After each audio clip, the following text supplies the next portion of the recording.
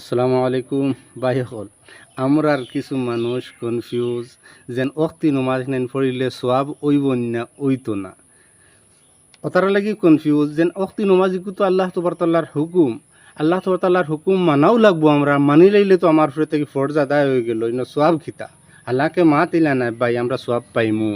সোয়াব পাইমু এর দলিল হইয়া থাকলো কালামে পাকর মধ্যে আল্লাহ তবারক তাআলা এক আয়াতে করে নাজিল করছেন, ইন্নাল্লাযীনা আমানু ওয়া আমিলুস সালিহাতি ওয়া আকামুস সালাতা ওয়া আতুজ যাকাতা লাহুম আজরুহুম ইনদা রাব্বিহিম ওয়ালা খাউফুন আলাইহিম ওয়ালা হুম ইয়াহজানুন।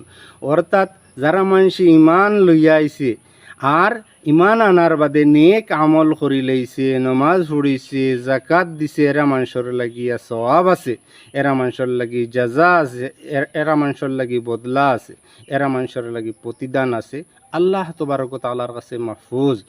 আর এরা মানুষের কোনো ডরও নাই, এরা মানুষের কোনো চিন্তাও নাই। দেখুন ভাই, যারা মানুষের নমাজ পড়ব, নেক আমল করব, বুঝাইছেন না, জাকাত দিব, আল্লাহ তবারক তাআলা কালামে পাকের মধ্যে খুঁজরা এরা মানুষের কোনো চিন্তা নাই, এরা মানুষের কোনো ডর নাই।